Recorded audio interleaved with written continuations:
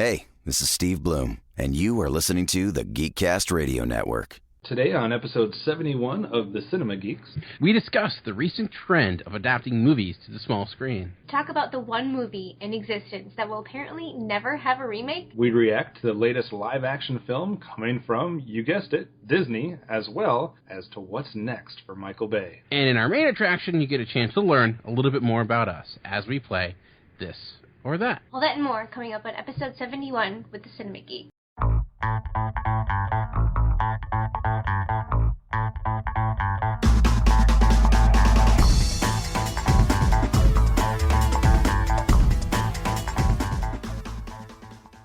That's right, it's episode 71, and we are the Cinema Geeks. I am one of them, Optimus Solo, and joining me, as always, is Hard Candy Mandy. Hello. What's up?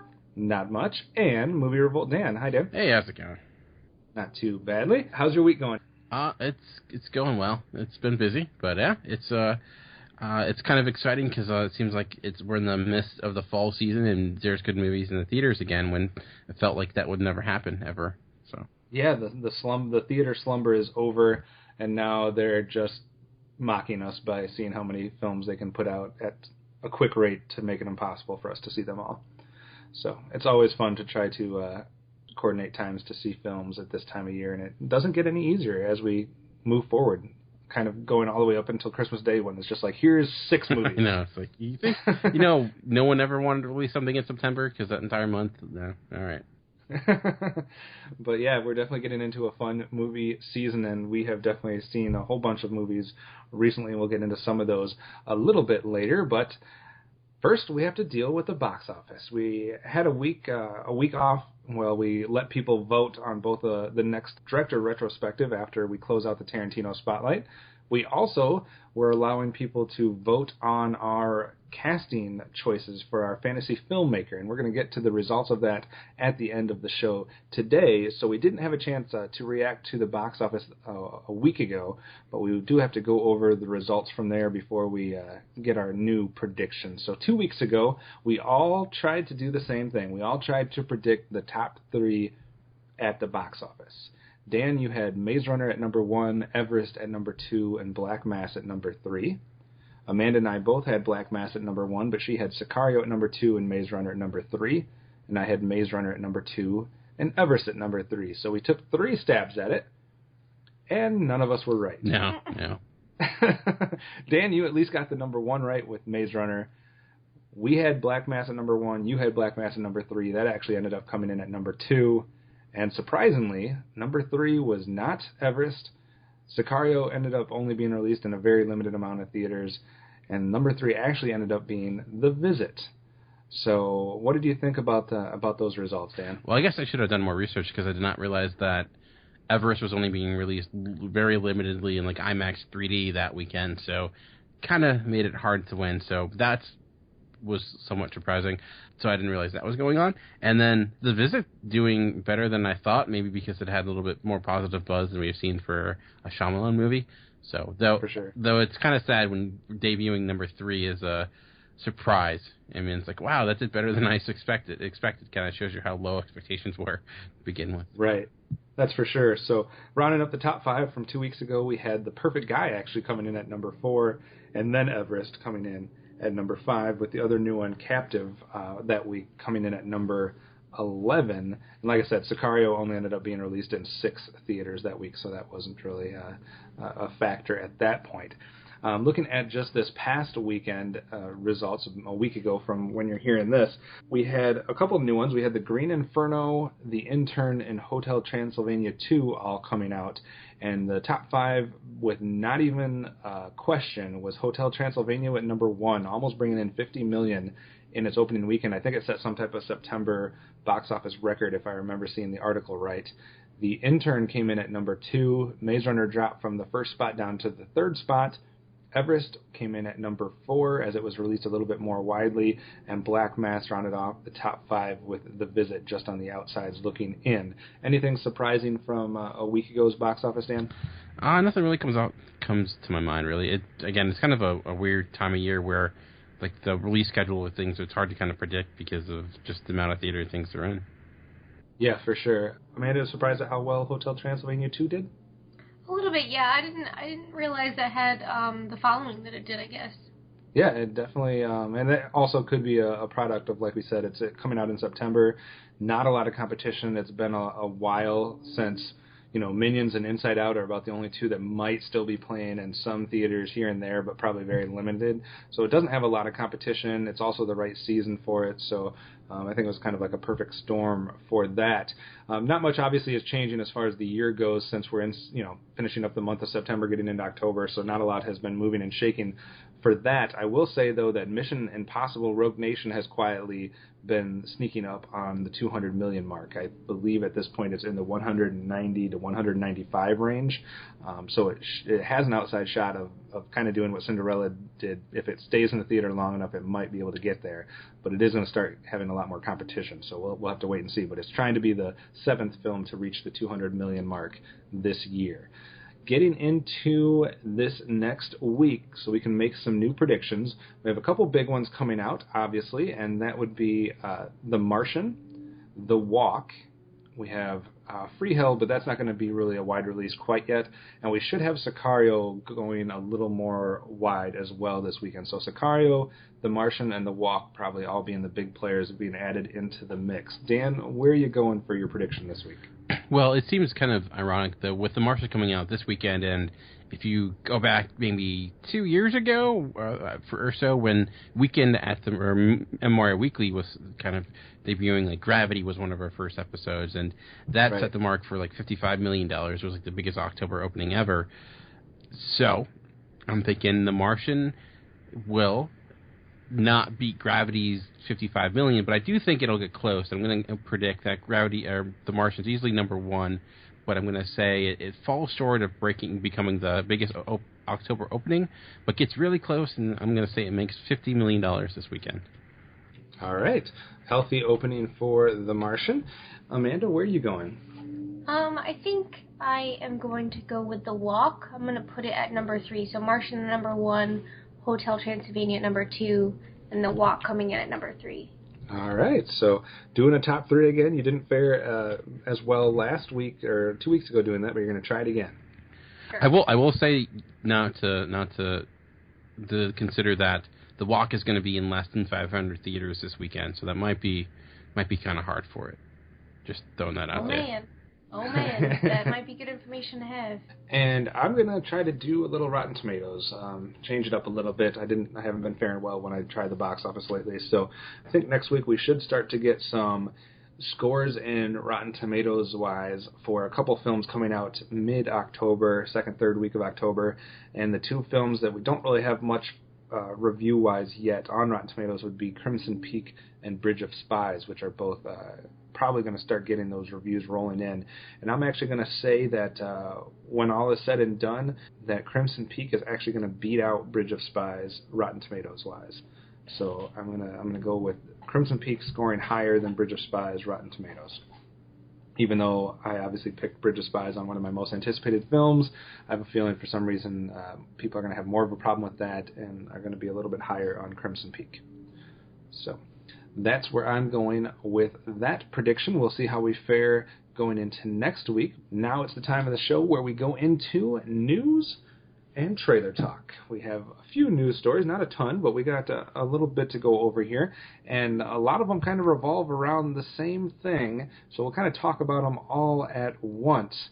Dan, I want to get your take here. I know it's not necessarily the first time this has ever happened in history, but it seems like there is a recent upsurge as far as TV shows that are trying to base their premise off of a movie. We had debuting this year a Minority Report TV show. We had a Limitless TV show. We've obviously, in the midst of all of the Marvel stuff, I think that's kind of a little bit of a different mold there. But then we also have a whole bunch of things being rumored to happen. We have a Taken TV show apparently being worked on by Luc Besson, and Michael Bay. We teased it also in the trailer in the intro about what he might be doing next. Apparently working on a Jack Ryan TV show. I know there's probably other ones that have been rumored out there, but what's your take, Dan, on all of these kind of rumored projects from the big screen to the small screen, and how do you think they translate? Which ones have a chance of actually working? Because I've seen like half an episode of Minority Report, and I couldn't continue. I have not seen Minority Report. It's interesting. I think maybe it's because, with TV, you're getting the ability to do a little bit more special effects wise and things like that, and they're seeing the success of probably like some of the superhero stuff and like The Walking Dead, and people are trying to again take something that's known and make it into something that's get the ratings. And I'm not sure which ones would work. Jack Ryan to me has always been kind of a bland character, so a TV show may make more sense. I feel like a Jack Ryan TV show would be in the same vein as something like NCIS or something like that, where it's just a procedural, and it'd probably be on CBS and get a trillion people watching it, but not be any good. I don't know. It's interesting. It's something that you've seen. There've been a lot of movies that have been TV shows. Some have been successful, some haven't. Like The Odd Couple to like, Alien Nation to a lot of random things. I'm okay with it if it works out. Like I thought the Minority Report was a good idea. I thought like it had some potential. I'm guessing from what you're saying that it didn't actually turn out that way. I have to give it another shot, but like the first 15 minutes of that or 20 minutes was so hard to follow from a visual standpoint because everything kept jumping around and the effects they were using was just like flashback after flashback after like vision after vision, and I was just like, I'm about to be sick, so I can't continue to watch this right now. Not a good sign. No. Yeah, I mean, to me, it's always like who's doing it. To be honest with you, so yeah, I'm fine. Like none that we've talked about am I super interested in. But sometimes you get something that makes more sense for TV than it does for film, and occasionally it ends up working. But it seems odd the ones that are being chosen though, like Taken doesn't make any sense to me. But that's just seems... I mean, I guess maybe someone would be interested to see the backstory of that, but not if it's not Liam Neeson, and it stops being Taken, and the title doesn't make any sense. We've already seen the other people try to do that, and also it seems like they're choosing a weird time to do that because that franchise is basically falling away and kind of fading out. Yeah, it's like the Transporter series that they had that no one again even knows about, let alone it was like I watched again like 15 minutes of that and it was awful, and it was 5 years too late. Same thing with we already have 3 Taken movies, so it does seem like it's why this now, And the Jack Ryan seems like that's about 20 years too late. Yeah, I mean you just had the movie 2 years ago with Sean Penn. The ditto. Chris Pine, not Sean Penn. Those are the exact opposite. Yeah. Wow. But yeah, I mean that movie didn't do very well either. So I mean it just seems like they're not choosing the right time to do some of this stuff. No, but I guess in the sense that you have it, you can bring it into more today with news stories going on, and it does seem from being more of a character set in the Cold War to a character set in the age of terrorism, so there's probably some updates you could do with them that would, again, I think it would just be a procedural type of show but it seems like it would kind of blend in with a lot of other shows that are out there doing the same type of thing. Yeah. The only one that to me that has a chance of being unique and good would be the Minority Report one. Right. I mean, like you had the Terminator Chronicles, whatever, that it to me it makes more sense when you're taking a universe or something like that, or taking just like the construct of something and doing something that's not all. But I never thought there'd be a limitless TV show. That to me is like the movie was okay. Like, what do we? All right, TV. Yeah, all right, sure, why not? Go for it. All those hardcore Limitless fans. I guess. Amanda, what do you think? Are you interested in any of these properties being expanded on a TV series, or are you fine with what's already out on TV? I agree with Dan. I'm not really excited about any of them. I was looking forward to Minority Report, but after watching that little bit that we did, I liked the movie, and I thought that the premise is really cool, so I was interested to see what they were doing, but just the direction that they went in and their execution really didn't have me involved. I don't really care about Limitless as a TV show. Taken, like you said, it's a little too late, and it's not Liam Neeson. So I don't know how any of these are going to pan out. I mean, if it was a Liam Neeson TV show about what happened prior to Taken, I would probably at least tune in at the beginning. But anything else, I'm not And Jack Ryan, like, that's just going to be exactly like NCIS. Yeah. Well, it just is one of those things where certain directors have an interest in doing something, and that's what starts making the headlines. Speaking of that, another director that basically had an idea of something he wanted to do that made headlines in the last little bit was Bryan Singer, and he tweeted out there that he had just been putting the finishing touches on a project that he had long wanted to do, and that was a new adaptation of 20,000 Leagues Under the Sea. Dan, what do you think about that being remade in modern times? Interesting. I guess for some reason when I think of that, I always think of League of Extraordinary Gentlemen. That movie. I could work. Everything Bryan Singer has done outside of the X-Men, though, lately has not been the greatest. I'm thinking of, like, Jack in the Giant Slayers or whatever, and that was pretty awful. So that's also a classic story. So trying to take another classic story and do it again, I don't know. And the other thing comes to mind, too, is something like John Carter, which is, again, another classic story that they try to bring to the main screen, and it didn't translate well. Sometimes when you have a story like that, it's hard to make it for today's audience, so that'd be my one hesitation for it. Obviously, we have the technology to do it, but it's a delicate thing to manage, and sometimes just because you're working with amazing source material doesn't necessarily mean you'll be able to make a great movie. Yeah, I kind of agree with that. I mean, I don't really have an opinion at this point, one way or the other. I guess a lot of people have had interest in making a new one of those, and obviously probably today's technology lends itself to making an interesting looking version of that. I don't know how big the audience is or what the attention for that would be, or the desire for that, but maybe if done right, it would be something that would be worth doing. Maybe if they got the Nemo from a League of Extraordinary Gentlemen, that'd be pretty cool. Yeah, I gotta say, he was a good part of that movie, so. Speaking of remakes, one film that will not be remade, according to the studio at least, would be The Exorcist. Apparently there was rumors that it was going to be made or something around that lines, and the original director obviously was not about that. He had a tweet. He was not about that. He had a tweet that said, "I completely denounce a remake of The Exorcist by Morgan Creek," to which they said, "For the record, we will never attempt to remake The Exorcist." And they continue to go, despite what was printed, we can assure you we would never, ever attempt to remake The Exorcist. Smart move. It is like the Godfather of horror films. So yeah, I could see. I'm glad William Friedkin kind of went like, no, don't do that. That's not a good idea. So maybe there is one film that can be spared from the remake curse. But to be fair, there are like 3 sequels and a prequel, so it's not like it has not been. It's not like it has an unblemished record or anything by any standards. So right, but it's not going to receive the modern day where they just completely remake the entire movie shot for shot, like the Gus Van Sant Psycho, where it's just like this is exactly the same thing. Yeah. So I don't know. You are a big horror fan, Amanda. Do you want a remake of Exorcist, or are you happy that they're leaving that alone? If it ain't broke, don't fix it. It holds up. So I mean, for the most part, it holds up really well. So just watch it again. Yeah. It creeps me out. I'm pretty sure I scarred my little brother at some point with this movie.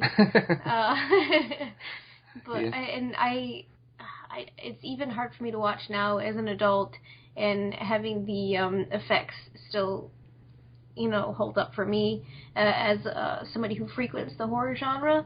I think it's saying something. Just leave it alone. It's scary enough. So no more Exorcist, but something there will be more of is Men in Black. So apparently that is not going to be dead yet. They're trying to kind of revamp that, as every company is trying to do with every property. The headline, though, for this one was about the idea that Men in Black will continue without Will Smith. Which I'm sad about. Did you watch Men in Black 3? I did not get a chance to watch Men in Black 3. Okay, but you are not about Men in Black without Will Smith? Yeah. Dan, what do you think? He's going to be too busy doing the reboot of Fresh Prince, so that's a real thing. Is it? Yeah. Oh, that's awesome. I did not know that. Yeah. Dan, number 1, are you interested in more Men in Black? And number 2, if you are interested, does it matter if Will Smith's involved or not? I'll go with no, and I would secondly I'd go with yes. I would be far less interested if it was someone not Will Smith in that with those characters. I thought the Men in Black 3 was okay. I was kind of pleasantly surprised with how it ended, and I thought, like, wow, it actually did something a little bold, which I did not expect to see for, a movie of that nature. Wait, did that have Boris the animal in it? The third one? Yeah, the guy from Play of the Conchords. Yeah, okay, I did see quite a bit of this movie then. Yeah. Okay.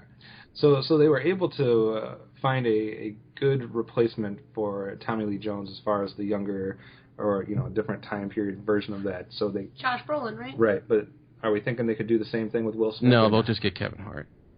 Oh my God, he's not tall enough. There's a height requirement. All right, so you have to let us know if you're interested in more Men in Black or not, even if they change the cast. But one franchise that's not going to change the cast outside of what they have to do is the Fast and the Furious franchise, and apparently we're not Sorry. Sorry. You like that? I've never seen you or heard you laugh so much, Dave.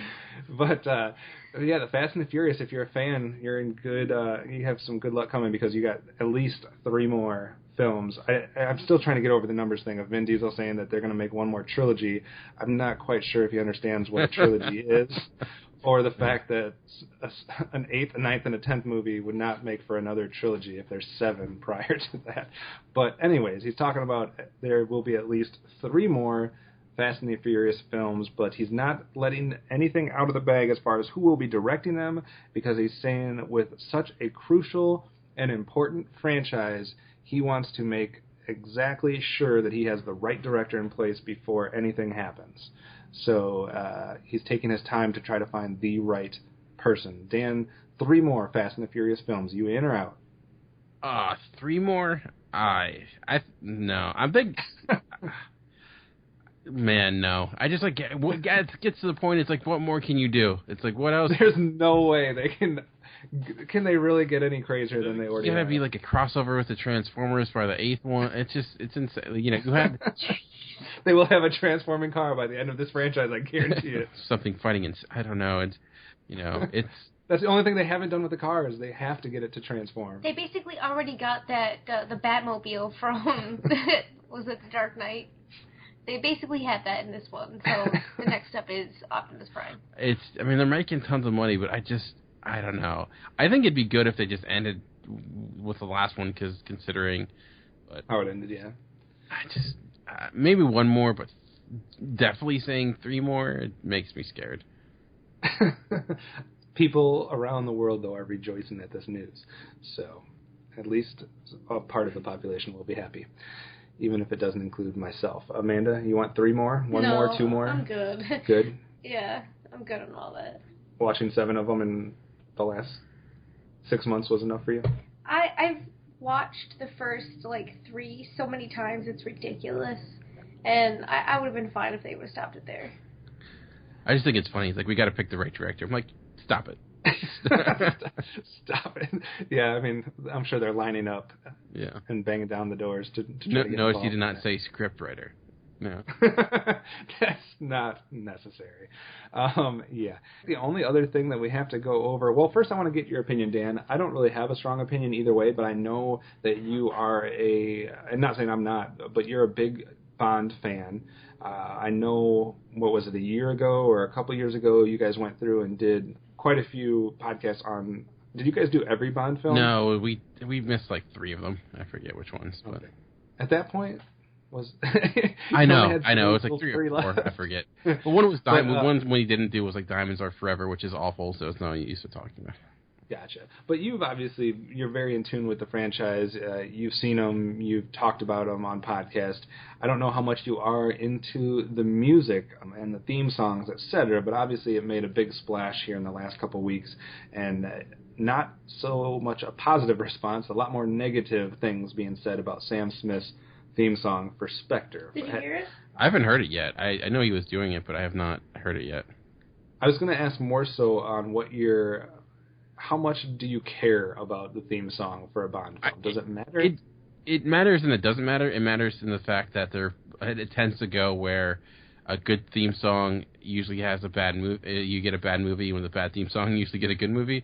That streak a little ended because I thought I like Skyfall's theme and whatnot. I mean, so hopefully, if people don't like the theme song, hopefully that's a good sign for the movie. Sometimes. I mean, Goldfinger obviously is an iconic theme, but there have been some bad ones here and there, and some, like, I think A View to a Kill has one of the most notable ones, and that's an awful movie. I have not heard it. I was just happy that whoever was doing it was someone I actually heard of, because I tend to, I knew of him. I mean, it stings because it is important, because that's part of the James Bond experience. There is, like, the title sequence and the theme song, and, like, all that kind of makes, like, is part of what makes that movie work. So to be a great Bond film, I think you need all those pieces working, which is why I think Skyfall is one of the best, and same thing with Casino Royale and other ones. So when you're, like, rating them as a Bond movie, as a movie itself, no, but as part of that entire experience, it is vital. Or, you want to start off on a strong note, at least. So. Yeah. And we're about to kind of tune up for Spectre, because Amanda and I we're going to start making the trek through the Daniel Craig Bond films, because I don't believe she's seen any of them. I've seen them all, but I'm all up for rewatching them heading into Spectre. So we'll be giving you our thoughts on those here in the next couple of weeks as we catch up with those films. We cannot end the news segment without talking about the latest live-action rumors from Disney. So we have to have one every week. It's actually taken over Star Wars, where we no longer have Star Wars rumors, we just have Disney live-action film rumors. And the latest is about a remake, sequel, prequel, I don't know what it's going to be, but it's going to be something about Mary Poppins, and the name being connected to that is Emily Blunt, along with the behind-the-scenes work from the same people that did Into the Woods from last year.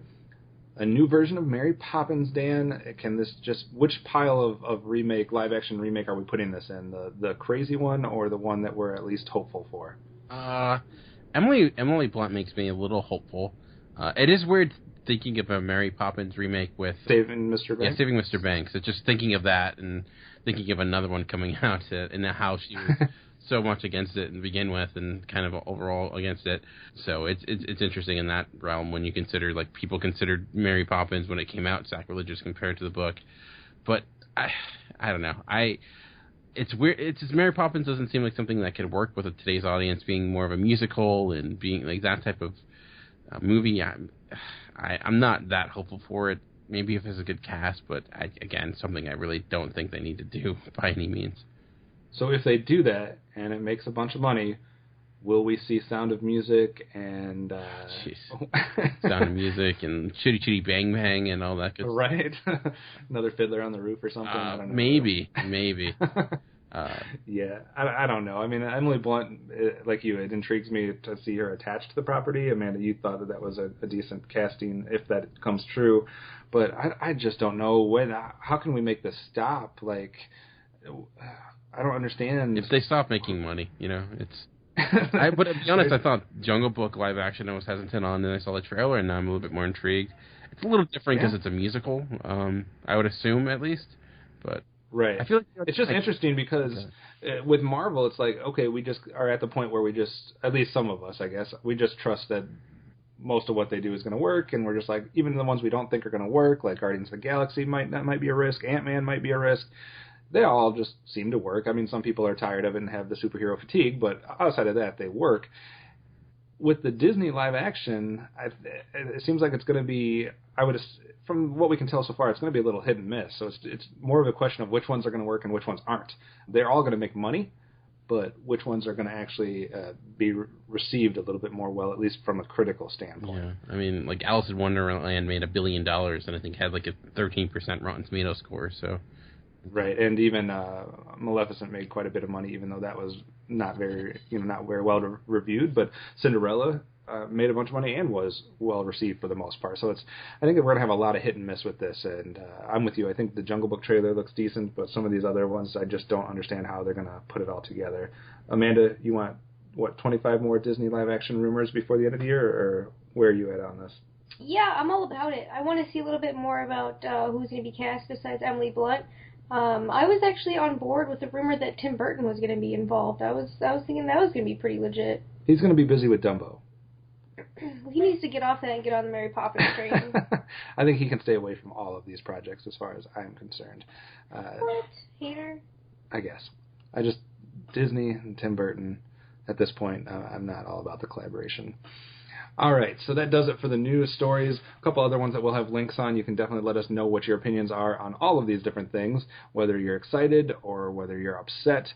Now we'll get into trailer talk. There's quite a few trailers that were out in the last little bit that made some headlines around the internet. We give you a choice of one of them, Amanda. Which one do you want to yay or nay? I'm going to go a big yay for the Angry Birds movie. Oh, my God. I think the following behind this is going to go ape shit, banana sandwich, and this movie is going to make a ton of money. It might be cute. I mean, it's got a pretty good voice cast, I think. Some pretty big names in there, and I think the animation looks really good. I think it actually might be a cute film. That's something I didn't think I'd ever hear. I will give you that the trailer is not as bad as I expected it would be, but when they first said that there was going to be an Angry Birds movie, I thought a little part of the world died, and hopefully I'm wrong that it actually ends up being something good, I guess, but I am not on board with this at all. Dan, what do you think about the Angry Birds? It's interesting because we talked about movies coming out later, like Taken and those other films that you feel like it's a little past its prime. I kind of feel that way with the Angry Birds because I know it's still popular, but I felt like its popularity is not like what it was a few years ago. The trailer did look better than I was expecting. It was actually the one I was going to pick to talk about as well. I agree, the animation looks pretty strong. I did like that. A lot of names attached to it, too. Yeah. I mean, I feel like after the Lego movie works and, 21 Jump Street works, I can't just dismiss something based upon premise alone. So the trailer does look better than I was expecting. But again, it's just the idea, there has yet to be a good video game movie. Maybe making a video game movie and not really even trying to be like the video game is the way to go. So who knows? Maybe it'll be good, but just have some characters, but don't have them do anything that happens in the game. Exactly. I've never. Yeah, it's kind of hard to if it was just a movie about birds flying into things. There's gonna be like that one time where something happens and the crowd's gonna go crazy. Unless it's like Jackass, but with animated birds. So she stole your thunder. Do you have any other one that you want to yay or nay? I didn't really. I felt like nothing else really stood out to me that was all that intriguing. Okay. My bad, Dan. That's all right. I'm going to throw a couple out then for you. I'm not going to talk about this one myself, but I'm going to predict that Burnt with Bradley Cooper is going to be Hyro from True Romance, his #1 film of the year. So I think Chef last year, Burnt this year. I'm just going to make that prediction now. We'll see if it comes true. He loves his food movies. The man loves his food. Leave him alone. The only other one that I wanted to throw out there, I was somewhat interested in the trailer for Truth, as well as somewhat interested in the trailer for The Program. I'm not necessarily 100% on board, but I'm intrigued by both of them. But if I have to pick one to yay, it's going to be Back in Time, the documentary on Back to the Future, because why not? I love Back to the Future. I'm all about hearing some more inside stuff about what was going on behind the scenes and whatnot. So my only worry with that is I feel like that stuff gets talking about so much, especially this year with it being 2015, that right. Just are you going to be able to provide information that has not been kind of talked about to death already? Yeah, that's true. But not a great week for trailers regardless. There's a bunch of other ones on the website. We got about 12 or 15 of them there, including a bunch that I have absolutely no idea what the movie's about or what was going on in them. So a couple confusing ones out there for sure. But including an animated one called Hell and Back, which, I don't know. I'm interested to see some people's opinions on that, but I'm not necessarily a big fan of the people that are behind that, the other work that they've done. So maybe. I mean, it looks okay, but I really couldn't get excited about it. No, like most of the trailers this week. So if you disagree with us and are excited about all of them, let us know which ones they are and why. We're going to take a quick break, but when we come back, we got another game for you, give you a little more insight into our taste in the movie world. It's a game called This or That, and it's coming up after the break. After these messages, we'll be right back. Hi, this is Greg. This is Chuck. And this is Dan. And we are Talking in Circles. Because the world needs another podcast, we are here as GeekCast Radio's newest edition. And as the title says, each week we get lost in conversation about a wide range of topics, including movies, comics, games, art, TV, and even occasionally sports.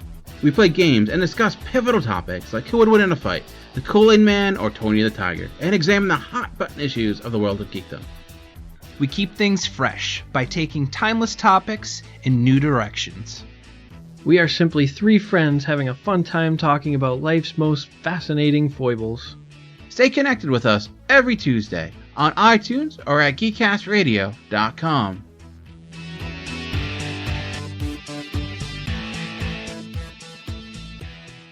Hey guys, it's Optimus Solo and Hard Candy Mandy. we just wanted to let you guys know about another podcast out there that we both think you would all enjoy. It's one of both of our favorite shows to listen to, and it's none other than the True Bromance Podcast. True Bromance is a movie podcast hosted by longtime friends Hyro and Barry, and if you like to smile, laugh, and just be genuinely entertained while listening to movie talk, then this is definitely the right show for you. Each week, the guys break down a recently released movie, and not only do they tie in the movie that week to the beers that they are drinking during the show, but they also tie it into a real fun top and bottom 5 list associated with that movie. It's a blast hearing both sides of these lists, and it definitely makes them unique amongst all other movie review podcasts. So we definitely want to recommend all of you guys to go check out their show. Just search out the True Bromance Podcast on iTunes, Stitcher, and all other podcast platforms. And if you listen via iTunes, do us a favor and leave them a 5-star review. And don't forget to let them know that the Cinema Geeks sent you.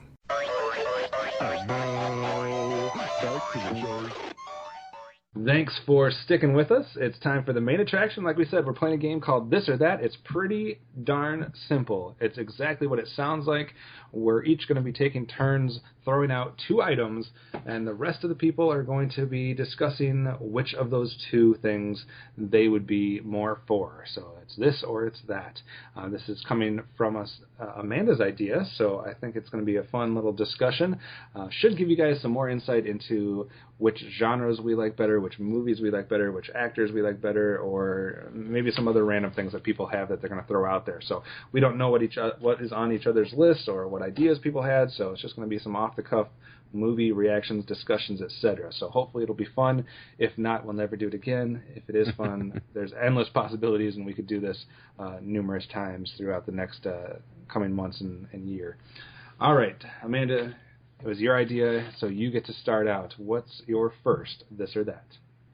Oh man, let's go with Guillermo del Toro or Benicio del Toro. Oh, the del Toro dilemma. Dan, I'll let you go first. Which one would you pick? I'll go with Gizmo, as I like to call him, as we go way back. I like Benicio, but he's done some bad films here and there. But I like Pacific Rim, and Gilmore was also one of my choices for our next director retrospective. So I feel like I don't pick him here, it's not a good sign. So. Please pick that one so I can make Kevin watch so many more movies that I like. Yeah, I'm going to have to agree with Dan. I'm going to go with Gizmo as well, and I'm going to continue to call him that as well. But, yeah, I mean, I like Benicio. There's nothing wrong with him, but he's not been someone that's like, I don't know, he doesn't, it's not like I tune into a movie just to see Benicio del Toro. No, he's a good character actor. He's a good, extra piece. Yeah. He's fun to see in films, but, But he's not having, if a movie has Benicio in it, it's not like, okay, that sold the movie for it. It's like, okay, cool or whatever, but it's kind of either way. But if Gizmo's doing the movie, I'm more excited about it. So he has more of the draw in an individual name attached to a movie. So I'm going Gizmo too. Amanda, it was your question, but what are you voting? It was really hard for me. I was thinking about this. I think I'm going to go for Guillermo del Toro as well, just because anything him I'm involved in. I want to be in the group that just worships Guillermo del Toro, like everybody worships Christopher Nolan or whatever else. This is my camp. All right, so a clean sweep for Gizmo. All right, Dan, I'll let you go next. What's your first this or that? Mine's actually kind of a scenario. I'll start with this more of a scenario. And it's a scenario where you're walking into a theater and you have 2 seats to choose from, basically. Ooh. Yeah. And one seat, you have this seat where you'll be sitting next to a person that they're going to be talking the entire time obnoxiously. The only other seat, though, is you'll be sitting next to a guy who reeks like no tomorrow. Just a very smelly man. So, those your 2 choices. Which one do you go with? This is a bad scenario for me because I think either one ends not well for me. Oof. Man, that's tough. Because if I'm next to the person that's talking, there's no chance that I don't eventually get into an altercation with them because I'm the type of person that even if someone's making like a noise or doing something on the phone, I just constantly have to be looking like turning at them or something like, what are you doing? You're driving me crazy. I actually shook a kid in the movie theater one time. I was talking. Did you say you shook a kid? I shook somebody super hard. What? Some random person. How? Like when you say kid, it was just like. Were you arrested? No, I was actually seeing The Grudge 2, like opening night in college, and it was a packed theater, and I was there with a few of my friends, and there was like a whole row of teenagers behind us, and they wouldn't shut up. So I turned around and I was like, "Hey, we didn't pay $9 to listen to you talk." And then the kid was like, what did she say? And like just kept talking over me. So I grabbed his leg behind me and I shook this little kid and I said, "Hey, we didn't pay $9 to listen to you talk." All right. In that case, I'm going to sit next to the person that's making all the noise and talk, and I'm going to bring Amanda with me. And that will take care of that, because we can shut somebody up, but we cannot de-smell somebody. Yeah, so, true that. I know that's not a word, but I'm going to... De-smell somebody. So did he stop talking, or did it just... Yeah, they shut the hell up the whole movie. My friends were like, "Oh my God, Amanda, sit down." And I'm like, "Hey, they shut up, didn't they?" I once had a group of young people that decided that they should... I don't remember if it was M&Ms or Skittles, but they were throwing them. And it literally was like them in the back row, and I think we were one of the only other people in the theater. It was my friend and I, and we were like somewhat in the center of the theater. And they like, one of them, like all of a sudden I had a Skittle that just landed in my lap. And I was like, what in God's name is going on here? And I figured out that they were throwing it. I don't know if it was after the movie or at one point the kid went to go to the bathroom. It might have been after the movie. And I actually went in the bathroom after him, and he was washing his hands at the sink, and I went up and slammed the Skittle down on the counter, like right next to him, and I think he almost shit his pants. Like he was beyond scared. That's 8 feet fucking tall. That's why. He was like muttered like an apology and like ran out of the bathroom. So he thought he was gonna get raped in there. Yeah, it's probably not the wisest move, Jesus. but yeah, I'm gonna sit next to the guy that's going to talk in hopes that I can convince him to not, because I can't convince the other guy not to smell. Amanda? The same. All right. Dan, what are you going to do? I feel like I'd go with the smelly guy and just like get popcorn, so like it kind of like can help mask the odor. I was going to say, if there was some way for me to induce my nasal passages so I couldn't smell for a couple hours in some way. Because, you know, you can, because sometimes, like, what if they don't stop talking and then it escalates further? Because I've seen that happen before. I feel like with a guy who's smelly, you got more subtle ways of getting around it. And at least maybe he's a nice guy. Yeah, he just, maybe he means well. He's not a fan of water. It's just how it is. Oh, my goodness. Okay, I have, I don't know, I guess a little off. I'll go off the regular here. Because mine was... Yeah, I'm going to continue you. You kind of thought outside the box. I'm going to try to do the same. But mine's more so going with what's more important to you in a film, this or that, and I'm going with, is the beginning more important to hook your interest and to get you invested in the film, or is the payoff at the end more important? So beginning or ending more important to you, Amanda? Well, I want to say ending, because even if a movie has a really shitty, boring beginning, I'm still probably going to try to sit through it to see if there is a payoff. I will sit through the shittiest movies waiting for an awesome payoff. All right, so you're going with ending. Dan, what about you? It's hard.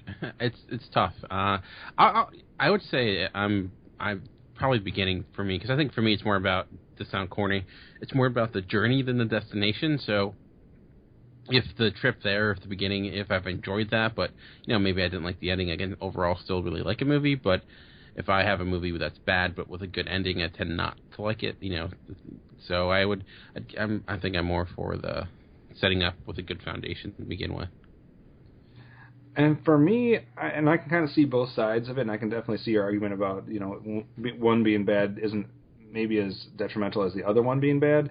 But if we're strictly going with just the beginning part and maybe not the whole, like, you know, first half of the film, but just the beginning, I think the ending might be a tiny bit more important to me. I'm the type of person that, I don't know, when not that I write much or anything like that, but whenever I did write stories or poems or anything, like, I actually always started with the end, because it seemed like that was the most important part to it. And then and then I would rack my brain on like the best way to set that up, or the best way to kind of build that foundation, or to get there and try to create a good journey.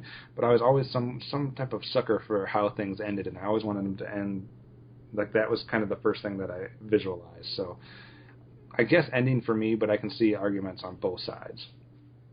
All right, Amanda, what do you got next? Groundhog Day or Caddyshack?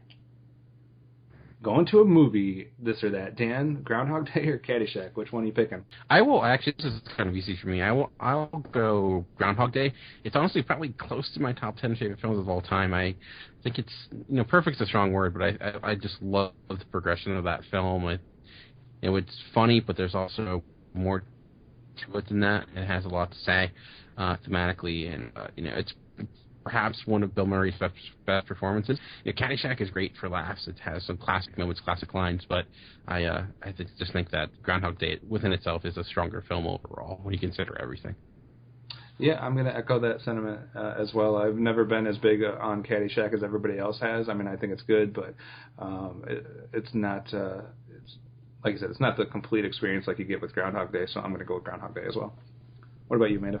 I'm going to round that out and say Groundhog Day as well. I actually was listening to In Session Film podcast recently, and they were talking about Groundhog Day, and I happened to be in Woodstock while they were talking about it. I've been spending a lot of time there the past week for work and stuff, so it's been kind of cool to look around and see if I can see any moments from that film, too. So I'm going to say Groundhog Day, too.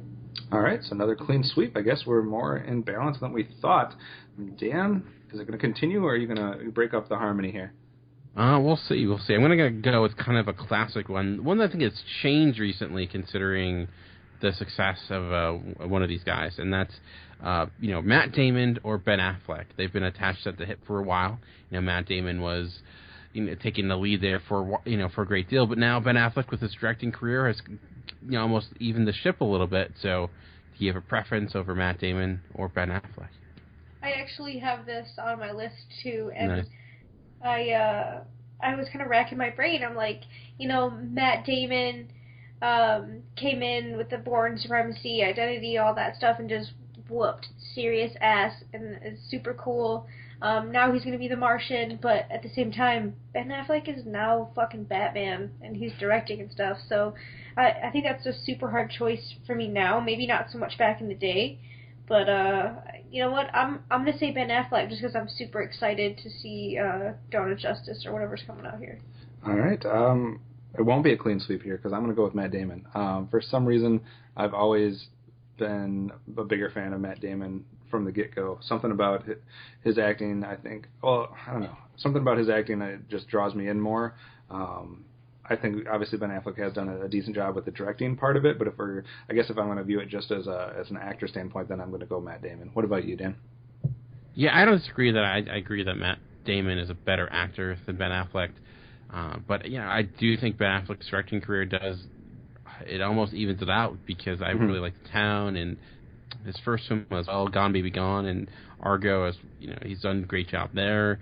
Hopefully with the Batman franchise, he gets a little bit more cred, but ultimately I'm going with Matt Damon mainly for my love of the Bourne franchise. I just really dig that franchise, one of my favorite action franchises of all time, and I really just something about Matt Damon's acting, and I think he has bigger range there. And maybe one time he can also become a director. He's shown his ability, the Bourne films to The Martian looks really good coming out as well. I just feel like even he can do comedy, he can be serious. All right. For my next one, I'm gonna shift and go to a franchise, this or that. So I'm gonna go with two of my kind of classic favorite franchises when I was kind of in high school and then watched on repeat, it seemed like, during college.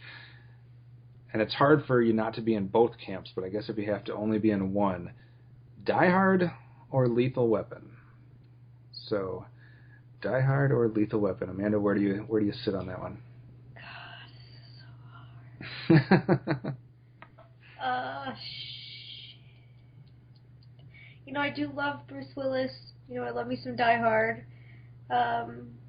Word up, JD. Or not JD, DJ. don't make fun of me here, but I'm going to go Lethal Weapon. All right, 1 vote, Lethal Weapon. Dan, what do you think? How do you break this one down? I go with Die Hard. I for whatever reason, Lethal Weapon, I never really watched them a great deal growing up. I think I watched them here and there, but I constantly rewatched Die Hard, especially the first and third one. Lethal Weapon never really had a big place with me ever. So it's a kind of easy choice on my end. I think if you're going with with the individual, which franchise individually had the best film, it's probably Die Hard. Well, probably not even probably. It is Die Hard. But for some reason, I've always liked Lethal Weapon just a tiny, tiny, tiny bit more. I think it was more because back in the day, I was a bigger Mel Gibson fan than a Bruce Willis fan for that time period. But I love both franchises. I think Die Hard is probably obviously the better action franchise, has a better individual film. But something about Lethal Weapon, I guess, would make me pick that one if I had to. But don't ever make me make that choice.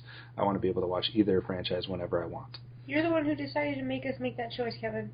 Good point. You put that evil on me, Ricky Bobby. Good point. All right, Amanda, change it to something else then. All right, here's the easy one, or should be at least. Buzz or Woody? Oh, wow. I'll go Woody. I feel like Buzz is kind of a little bit full of himself. He's got a little bit of an ego. So I'll go Woody. Plus, I like Tom Hanks more than Tim Allen. So. He sold it for me on that one. I'm going to go Woody, too, just based strictly on Tom Hanks versus Tim Allen. I like Woody's humor a lot more than Buzz's. I think his dry, witty, dickish humor really does it for me, so I'm going to say Woody as well. All right. Dan? I guess I'll keep the animated theme going and go with Lion King or Aladdin. Oh, my God, I hate you. I know, Aladdin. I'm going for Aladdin. For you? Yeah, Aladdin for me. Oh, man. I can't pick between any of the... You could throw, Little Mermaid and Beauty and the Beast in there, and I still would have a tough time. Ugh. Something about me, if I'm just picking personally, my choice, I'm going Aladdin. If I was, ranking them, I'd probably put Lion King as the better film. But Robin Williams as Genie, the music in Aladdin, I liked a little bit more. So I guess I'll go with Aladdin, and that's just wrong to have to choose between those two guys. I know. It's like your favorite kid or something. I'm actually right there with you because I think Lion King's probably a better movie, but Aladdin is more of a favorite. It's rewatching it when it comes on, I realized, wow, I still remember this movie word for word, every bit and piece of it. I think the songs are stronger in Lion King, but more catchy in Aladdin, and it's a little bit more fun and adventurous. So it's a hard choice to make, but I'd go Aladdin too. Well, we'll see which one resonates more in your household as you start showing them and getting the reactions firsthand. Yeah, I'm trying. We got to get through the Godfather trilogy first. All right, let's make this whole round animated. I'll go from a studio standpoint. Amanda, Disney or Pixar? Disney. Not even thinking about it, huh? No. Oh, I already know. WALL-E, Ratatouille, Inside Out. I like those movies, but I find Toy Story. more things that I like in Disney movies. All right, so not even hesitating Disney vote for Amanda. Dan, where are you going? That's tough because my first thought it was Pixar because recently it's been that way. Well, maybe I shouldn't say that because, with Disney has shown up with Tangled and that type of stuff. That's hard because, if the is one exists and one goes away forever and those movies never existed before, it's man, it's hard to choose that because you look at Disney's history, there's some great films in there. Same thing with Pixar, even though the time frame is shorter. Oh, man. There's not as many misses with Pixar. There are not. There's a lot more choices in Disney, obviously. Yeah, and there's also a lot more time, so maybe, give it Pixar 20 years, would they catch up with the misses? Because, they were going on a bad spree there for a little bit. Exactly. I'll go Disney just because I think if I were to count out the amount of films, I think it's more they win due to quantity, maybe not overall quality, but it's a tough choice. My thing is thinking about Aladdin. Would I rather live in a world without Aladdin or without Toy Story? And I think I'd rather live in a world with Aladdin, but barely. Yeah, I think that's a good choice, and I almost have to disqualify myself because I will admittedly call out my blind spot in my list of shame films. I still have yet to see Up and WALL-E. So I feel like those are probably two of the biggest Pixar films. So we don't own WALL-E? We do. I just haven't seen it. So without having watched those two, it's not fair for me to vote. But without those two, it's a slam dunk for Disney because those are obviously two of the biggest Pixar films. So a clean sweep for Disney. Amanda, what do you got? Okay. Let's go with Tom Hardy or Michael Fassbender. I literally have that written down on my sheet. I literally have that written down on my sheet. It is right here. Tom Hardy or Michael Fassbender. Well, get it going. Tom Hardy or Michael Fassbender? No, Dan has to go first. I'll go Fassbender. Man, that's tough. But I guess the way I look at it, I can't even make an argument. I'm like, well, Fassbender is more. You can be more than you can kind of dive in different roles, but so can Hardy. He's making something like Locke, where he's just this average guy. That's I don't know. Magneto or Mad Max? Surprisingly, I'd go Magneto. I just love X-Men First Class so much. I think I prefer Fassbender in the sense that it's hard to even find weaknesses in these guys. It's like Joe Montana or John Elway. It's like either way, you probably have a chance of winning the Super Bowl or the Oscar. Exactly. It's honestly, it's the first thing that comes to mind. It's just Fassbender. It's not more than that. I think maybe because I've known him more, and I feel like his character is maybe a little bit more warming or welcoming at times. Like I don't know. It's hard to say. Nothing we say is going to make sense. So No, it's just like, I feel like vote. Hardy's just he can be so tense at times, but I don't know. I'm Bane or Magneto. I'm going to go Magneto. It's simple as that. That's the only thing I can think of. I'm going to go Fassbender too, with the caveat that I think Hardy is catching up to him in my head very quickly. I mean, I think they're both winning the race, but Hardy is right behind Fassbender. He used to be a little bit farther for me, but in the last few things I've seen him in, he's caught up quite a bit. But my gut says Fassbender as far as a first instinct, so I'll go with that. What do you think, Amanda? Fassbender effect. Magneto, baby, all the way. That could be taken a lot of different ways. All right. Okay. Dan, which one do you have next? Another classic one, but it's worth talking about. Scorsese or Spielberg? God, I thought about putting that on there, and I decided not to because I didn't want to have to make that choice. Oh, man. Amanda, what do you think first? Steven Spielberg with all of his grandiose, or Scorsese and his more, I don't know, would you call it more mature or more gritty? Auteur-ish, or very much. I'll say Spielberg. Any reason? No. That's a tough one. That's man. I mean, I think Spielberg does have specific audiences that. I mean, he's playing to the general audience, but I think like maybe appeals more to like a general fan, or maybe not as much. I think most cinephiles probably would go Scorsese. That might be a dumb statement. I don't know. Me personally, I guess if I have to vote, I'm voting Spielberg, but that's just ridiculous. Yeah, I'll go Scorsese. It's it's tough because Jurassic Park's one of my favorite films. So it's Goodfellas, but I think Scorsese is. Better is a strong word, but I do think he's a better, or a little bit more pandering strong to say with Spielberg, but I think he has a tendency to do that here and there, where I think Spielberg, or where Scorsese shows a little bit more restraint. Maybe there's a tad bit more maturity with some of his films. Like, I don't think Spielberg's ever made anything quite like something like Taxi Driver or Raging Bull. He's made great films, but like something that has, Schindler's List. So maybe that's not true. But I guess I'm a fan of crime films, and Scorsese's the king of crime films. So there you go. That works. Man, where do I go next? I'm going to try to go off the beaten path again before I go back to maybe some more traditional ones after this. But what's more important to you in a film?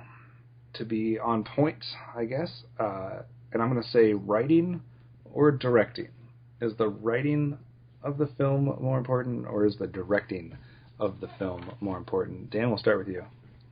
Man, that's hard, because you look at, we talked about Mad Max, where clearly it's not the script, it's the direction that made that movie. Man, that's a tough one. I'll say it's. I guess you could think of it like, can Can a director overcome a bad script, or can a good script be good no matter who's directing it? I think a great script could be good no matter who's directing it. I think a bad script is hard to overcome no matter who's directing it. So I'll probably say script on that end, just because it's... Yeah, if you have something like Mad Max, you can maybe... even not that script's bad, but, you know, it's clearly not one built upon writing per se, but it's also... it's hard for that to happen, especially if it's not that type of... if it's not a genre film.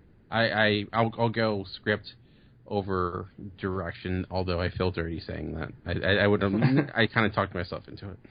Amanda, I'll let you go first before I give my thoughts. What do you think is more important, the writing or the directing?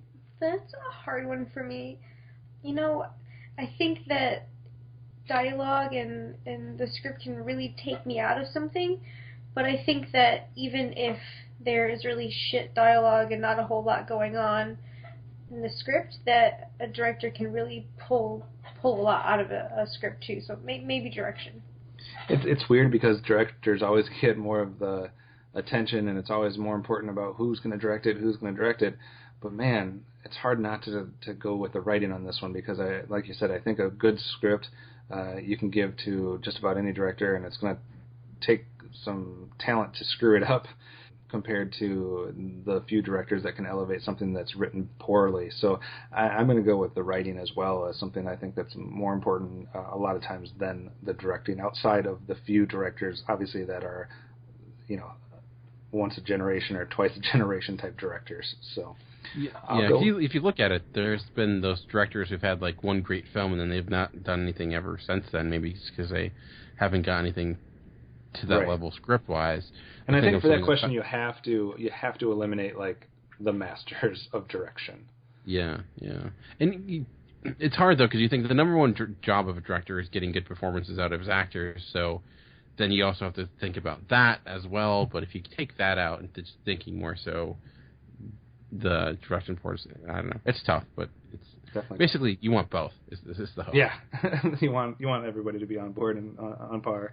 All right, a couple more rounds and then we'll close it out. Amanda, what do you got for this one? Let's go. It's like the puppeteer at work. Jet Li or Bruce Lee? Jet Li or Bruce Lee? Dan, you got thoughts on that? Are you just talking about movies? The movie career, or them as people? Them as people? Let's do the movie career, because I'm pretty sure Bruce Lee in real life was a badass, and I'm not so sure about Jet Li. Maybe he's just stunts. Yeah. I mean, Bruce Lee has a couple good movies, for sure. Unfortunately, he probably would have had more. Though I think, if again, more of a quantity thing, I think if Jet Li probably has a little bit more. But I'll go Bruce Lee, because I think Bruce Lee is far more iconic, and there probably may have not be a Jet Li in the sense of what he is without Bruce, so gotta give him credit for that. I'm just going to come out right in front and say I don't know enough about either one to make an educated guess or statement on which one I would prefer. It's not a genre I know much about, so I'll abstain from my vote. Amanda, what do you think? Let's see, Jet Li. I like his style. I like a lot of his movies. I like his swagger. And I think that he looks really badass doing all his stunts. All right. Fair enough. Dan, do you got another one? Yeah, it's actually regarding franchises we've kind of talked about a little bit today. Well, at least one of them. And it's the James Bond franchise or the Mission Impossible franchise. Ooh, I actually had on my list Mission Impossible or the Bourne franchise. If we're going Mission Impossible against Bond, I'm going to vote Bond slam dunk. I haven't seen all of the Bond films. I've probably only seen maybe a third of them, but I just like that franchise more than I like the Mission Impossible. The Bourne would probably been a better one because it's more even, but yeah, so... Yeah, I got to go with Bond. There's just more of the Bond classic elements, the history behind it, et cetera, that I just enjoy a tiny bit more. So I'll go Bond. What about you, Amanda? I'm going to say Bond, too. I think there's a lot more going on in Bond, and I think that there's more gadgets, there's more action, there's more drama, there's more tension.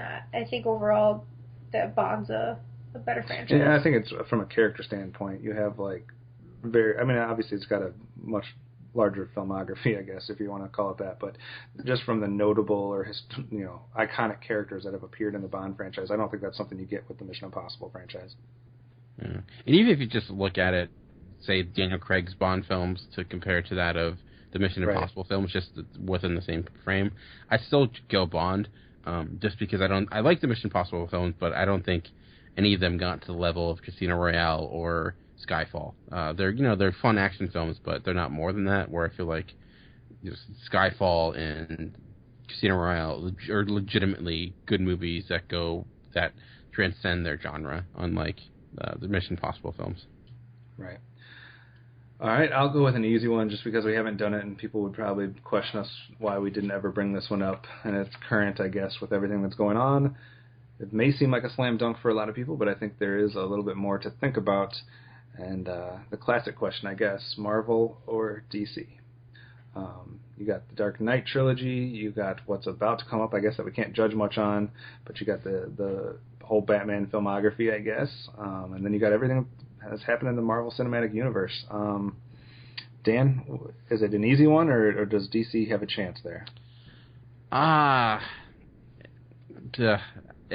It's really Marvel or Batman, to be fair. Well, I guess Superman too, but I'll go. If you include Superman, it hurts their chances. No, maybe not the classic ones. Yeah, the first and second one, but at least. But third and fourth, maybe not so much. I'm admittedly a Marvel fan, so I will go Marvel over DC. I don't think Marvel necessarily has something as great as the Dark Knight, but also has something as bad as Catwoman. So, I think too they have more diversity within their characters, and they've had more successes overall. So I'll go Marvel. Amanda? I want to say that I like Catwoman. Halle Berry killed it. I do like DC. Their animated stuff, I think they go darker, and I like it. But as far as how much I've enjoyed myself with the Marvel Cinematic Universe, I'm going to say Marvel, just movie standpoint. All right. So clean sweep for Marvel. I would pick Marvel as well. I do love the Dark Knight trilogy, but there's just way too many misses on the DC side that I can't give them a pass as much as Marvel succeeded. I mean, Guardians of the Galaxy, all the stuff they've done with Avengers, they just haven't missed as much. So I'll give the edge to Marvel as well. That's just strictly talking about the films, not talking about the TV series or comics or anything like that, just the films. All right, one final round I think is what we got time for. So Amanda, what's your last pick for this time doing this or that? Well, good segue off what you just brought up. Bruce Wayne or Clark Kent? I'll go first, and I will say Bruce Wayne, and it's not even a competition for me. What? You don't like Clark Kent? You don't like who he is as what he represents? I've never been a fan of Clark Kent or Superman. I'm sorry, Hyro. I'm on Barry's side of this. Bruce Wayne and Batman have always been. It doesn't matter if I'm talking about the alter ego or the which I know one has an alter ego and one doesn't, but yeah, it's easy on that one for me. I'm not even going to try to explain it. Dan? Bruce Wayne and Clark Kent. Interesting. Clark Kent's kind of a klutz, so purposely so. It's part of it. But it's hard to say. So, which one do I think is a better character, or rather be? Is that? It's all your personal feelings. Personal feelings. Okay. Who do I guess what character do I enjoy more? I feel like if you go into the movies, like Clark Kent has probably had more impact in the films than Bruce Wayne does, because I feel like Bruce Wayne's you don't get much Bruce Wayne in even Dark Knight all that much, I would say. So maybe I'll go Clark Kent, because I feel like him in the Christopher Reeves films, I like his performance as Clark Kent, because it shows you that his secret identity can actually work because of just how well he plays that character compared to how well he plays Superman. So based upon performance, I'll say I'll give the edge to Clark Kent. All right. What was your choice, Amanda? I'm going to say Clark Kent. Outvoted. 2 votes for Clark Kent. What's your reasoning behind that? I think that there's some good and some bad to why he acts the way he acts as Clark Kent. I think at times it's kind of a smack in the face to what how he views the human race. But I also think it's very clever of how he blends in so flawlessly as this character. All right, good argument. Dan, you got time for one more. What's it going to be? This is tough. I'm trying to think. I guess maybe we're talking about franchises, and this is maybe two of the bigger franchises in the last 10 years or so, in Hunger Games or the Harry Potter films. I actually had that written down. I wasn't sure if I was going to throw. I wasn't sure if I was going to throw Lord of the Rings in there or not, but I had this written down as well. Harry Potter versus Hunger Games.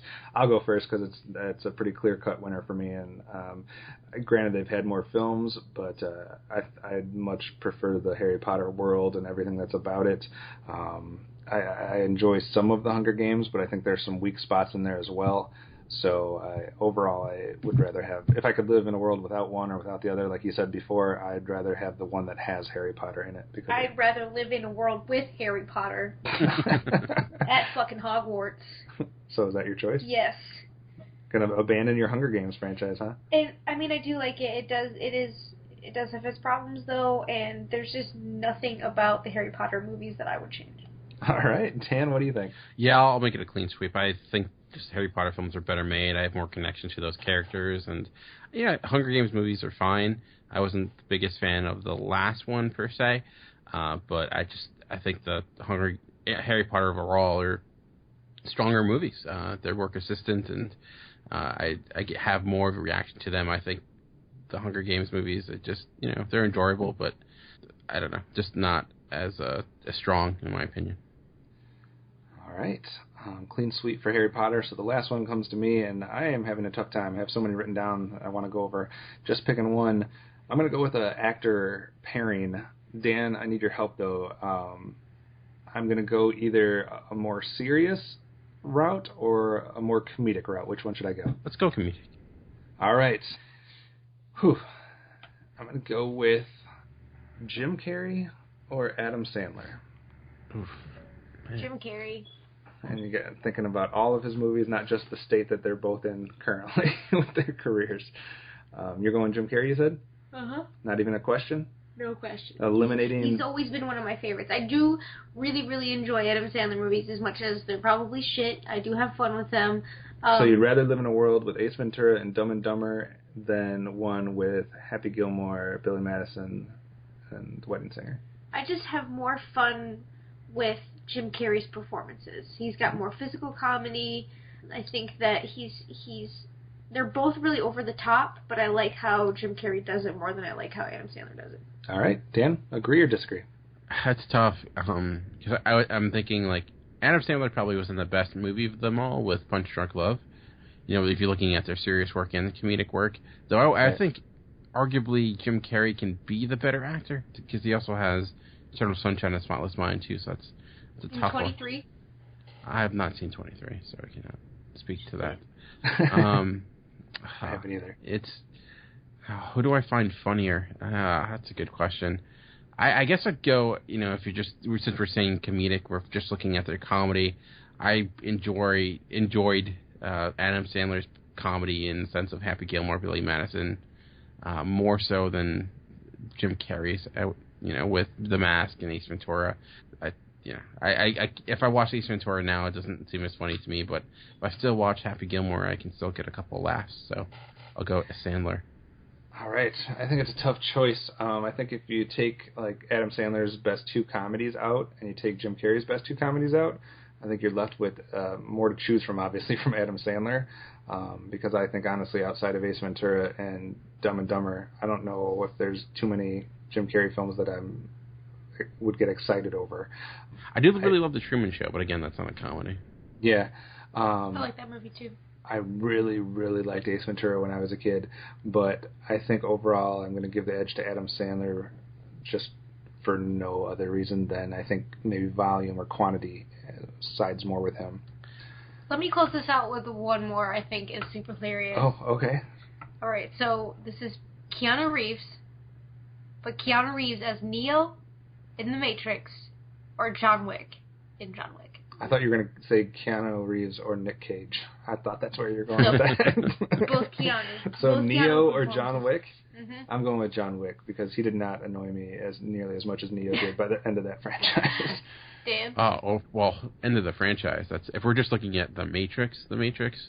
Yeah. Just look at Neo. Just Neo. Just Neo. I'll go John Wick because I think John Wick's more fun of a character. But I like the Matrix better. Can I hold back my thoughts until I see John Wick 2? Does he become Jesus in that too? All right, and for those of you who are wondering, I avoided on purpose the Star Wars, Star Trek thing because I think that's a slam dunk, and everybody knows who wins that fight. I'm sorry, Trekkies. It's not a year to try to. Sorry, Trekkies. It's not a year to vote for Star Trek. Especially when you talk about movies. So. Yeah, especially in the movie verse, and we've talked about that ad nauseum on other GeekCast radio shows, so we will leave that to rest for now. So, all right, real quick, we'll run down a few things as far as what we've been watching recently, just to kind of give you guys a quick rundown of the films and kind of what scores we would give them.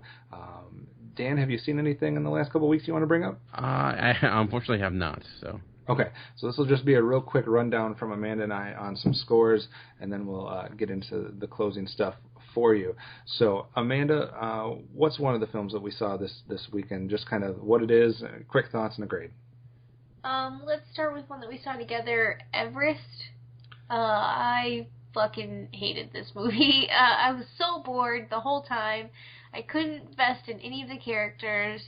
I didn't get the sense of what they were really trying to do with showing what a struggle and how hard it is in the process of actually going up the mountain. I never really felt a good sense of time.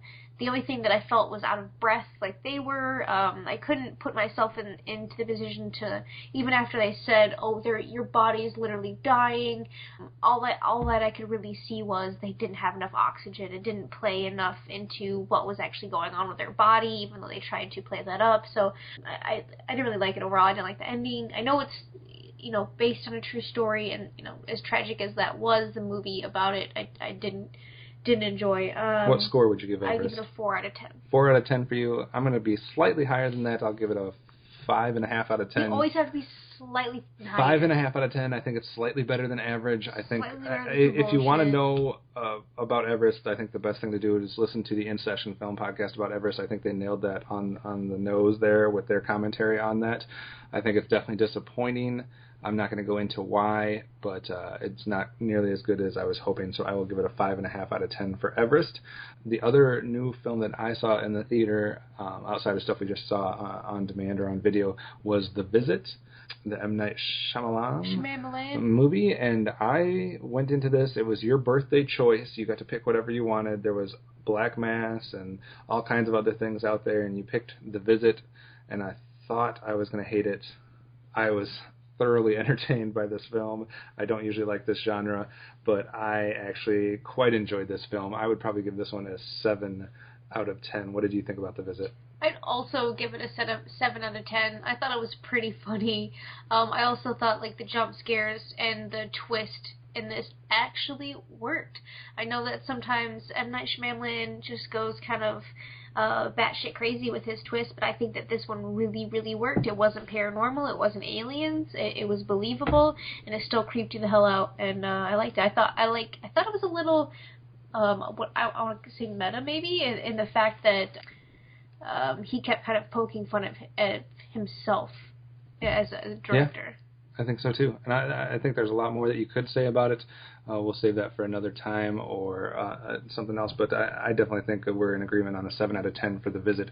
Why don't you go over the two that you saw without me from previous years real quick, and then we'll just do a quick rundown of the other 2015 films you've seen. So you saw two from 2013, and I think they're both from 2013. Maybe one was 2014, but what were the two that you saw without me? The Counselor, which I fucking hated. It was awful. People don't talk like that. People don't do shit like that. I still don't know what the fuck that they were doing. You ignored everybody's critique of that film and decided that you wanted to see that one for yourself. I had to because of the cast. I was looking at the cast and I had to see for myself. Well, I'm glad you got to learn the same lesson that we all learned when we watched the 2 days that it was in theater. I'm going to give it a 2 out of 10, just because they had a cool cast, and some cheetahs or whatever the fuck they were.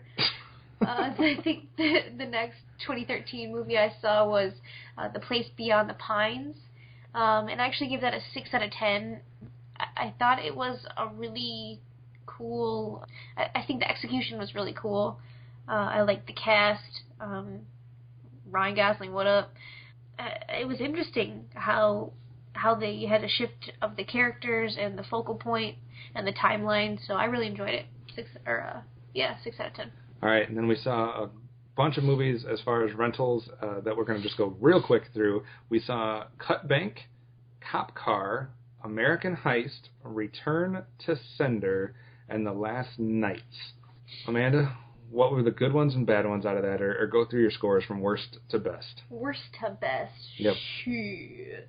I'm going to say Cut Bank, 2 out of 10. John Malkovich puking over dead bodies.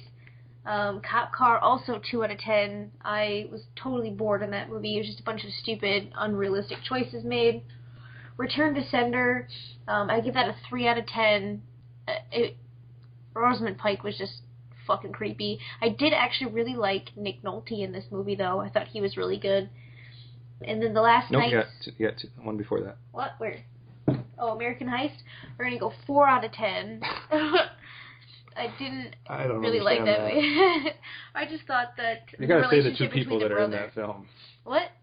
Who are the two brothers in that film? Hayden Christensen? I always look Hayden Christensen and Adrian Brody? Yeah, and I think their relationship, though some of their dialogue was weak, they kept saying, we're brothers, man, we're brothers, it's us to the end, or whatever. They said that at least 5 times in the 500 film. 500 times. But I think that the relationship between them was pretty deep. I liked it. Jordana Brewster and the work she's gotten done, and her horse teeth, hate it. And then The Last Nights, I think, was the one that I enjoyed the most, and I'll give that a 5 out of 10. So out of all those films, So the weird. one you enjoyed the most got a 5 out of 10. Yeah. That is scary. I'll go down the scores real quick for you.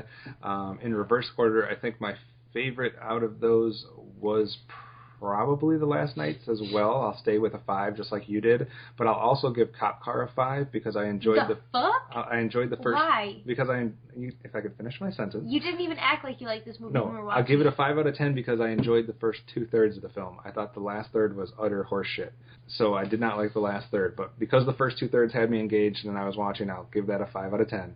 What about the first 2/3 had you engaged? I just found it interesting. I was interested to see what was going to happen. 2 little boys making some apparently stupid decisions that real kids I just was intrigued as to what was going to happen and following the story. What are these idiot kids going to get into? Exactly. How are they going to hurt each other?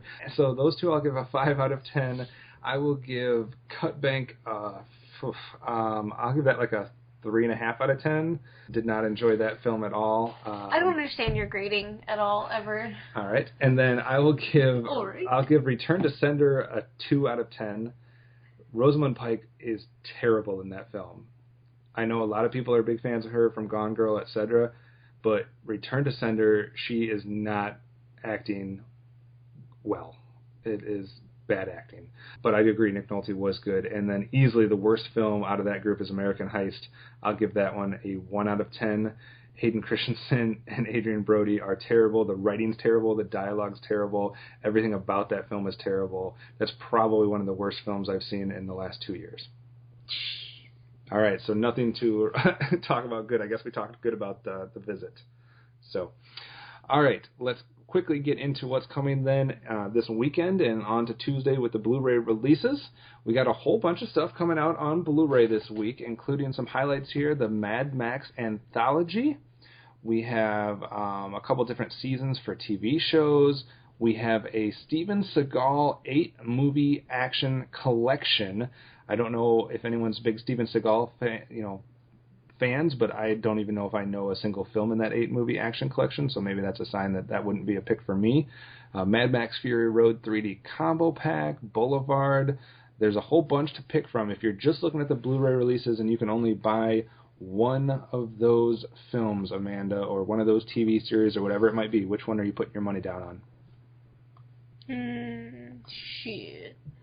Let's go Mad Max Fury Road 3D combo pack. All right. Dan, anything, if you have to put your money on one thing on that list, what would it be? Yeah, I agree. I'd go Mad Max as well. And I'll be different and go Mad Max, but I'll go with the anthology just because, whatever, I'll own them all on Blu-ray. That's cool. But I'll stay away from everything else. As far as theater releases, like we said, there's 3 plus, I guess you could talk about Sicario going a little bit more wide. So out of Freeheld, The Walk, Sicario, and The Martian, if you can only go see one in theater, Amanda, which one are you going to see? Sicario. All right, she's going with Sicario. Dan, only one in the theater. Similar to my reasoning for Everest, I want to see The Walk on the big screen, just for the walk itself. Seeing it that in possibly 3D IMAX. I think that'd be a cool experience. So. I can totally see what you're saying there, and I think if you had to pick one to see, if you have the option to see it 3D, it'd definitely be The Walk. I guess just to be different, I guess the one I'm looking forward to a little bit more. Although I am looking forward to Sicario, I'll be different and just say The Martian, just because whatever. I like to get burned 700 times by the same director, but it's getting good reviews, so maybe it'll be redeeming quality. And I'm a sucker for science fiction, so I'll go with The Martian. All right, we've never done this before, but last thing before we close it out. There's a whole bunch of limited video on demand, direct to movie, types of films. I'm gonna run down some of them and make you guys pick one out of this list. So just bear with me here. We have Attack on Titan Part 1, which is a live-action anime adaptation from Funimation.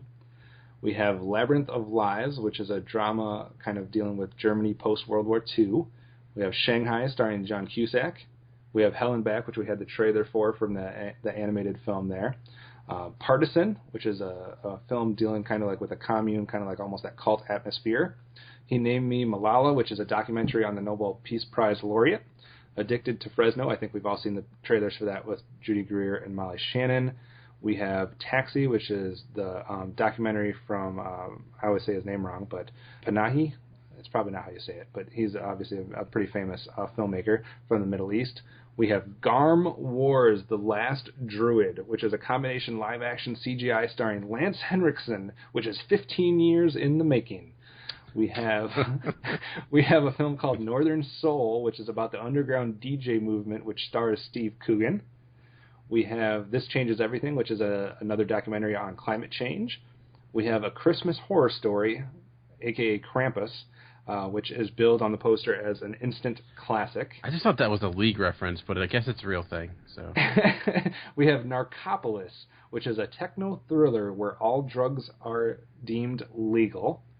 We have a film called Deathgasm, which is a heavy metal horror film. I don't know. I guess that's a genre, heavy metal horror. They said that like there's a bunch of heavy metal horror films out there, which maybe there is. There's Sherpa, which is a documentary on an industrial dispute. We have The Creeping Garden, which is another documentary kind of on a number of different things. It's hard to describe. We have Shark Lake, which is a film obviously about killer sharks starring Dolph Lundgren. And we have a film called This Is Happening, which is a comedy starring Judd Nelson. Dan, if you had to watch one of these, which one would you watch? Man, obviously Shark Lake with Dolph Lundgren. No, I'm interested in He Named Me Malala. That has potential of being good. But I probably would go, because I'm a Steve Coogan fan. I'd be interested in Northern Soul because it sounds ridiculous, but I could see it working, knowing Coogan's comedy. So, all right, I'm going to take the easy way out and just pick with kind of more what's dealing with a time period or a genre that I like a lot. So I'll go with Labyrinth of Lies. It's a drama. It's dealing with wartime. It's kind of Germany post World War II, and it's kind of talking about the secrets and the different unveiling of certain people that were doing certain things, etc. So it seems like it could be somewhat intriguing. It's also getting a 78% right now on Rotten Tomatoes, so maybe it's decent. But Amanda, you're forced to watch one of those films. Which one's it going to be? Hell and Back, the R-rated animated film. Which is starring Michael Pena, Mila Kunis, Susan Sarandon, Bob Odenkirk, and Danny McBride. Yes, sir. Brought to you from the same people that I believe did Robot Chicken.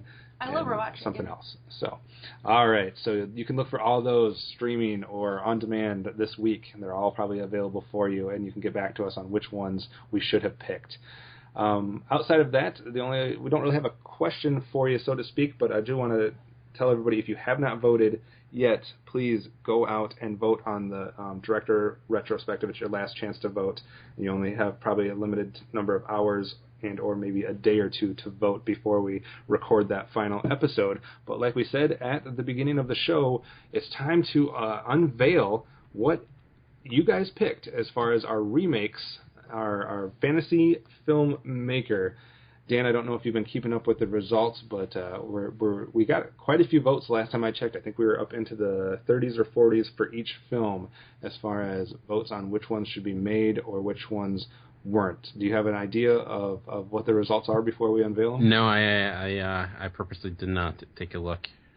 All right, so you will be witnessing this. We were keeping track for a little while. I think we kind of lost track this last week, but we were definitely keeping track the first couple of days. So the first one that we had that we'll reveal the results from was from Amanda, and that was the live-action remake or reboot, I guess, whatever you want to call it, from Little Mermaid, from the Disney film. All right, and for the Little Mermaid remake, we have a grand total of 29 votes to make that film and only 6 to make it stop. So by 83%, Amanda, your Little Mermaid is being made. How do you feel? Feel pretty good about my solid choice. All right, so that's a high number. So 83%. We'll see if anybody can beat that.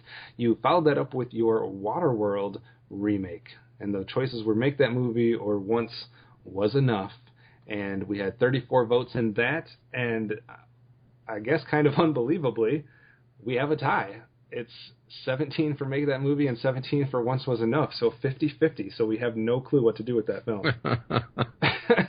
The world does not know what to do with your proposal for Waterworld. So, wow, I did not expect a tie at all. So, interesting. Dan, your first one was the Spawn reboot. We also had 36 votes for that. And the total is 23 to Make That Movie and 13 for Too Little Too Late. So 64% give it the green light. So that's positive. Yeah, it's passing. It's it's a pass fail. It's 64%, not quite as high as she got with Little Mermaid, but still a passing score. We'll see if you're 2 for 2, because I guess Amanda's 1 for 1, because the tie I don't think we can fault her for or give her credit for, so I don't know about that one. So a new Towering Inferno, 35 votes, and the total is 21 to Make That Movie and 14. Only one building? No.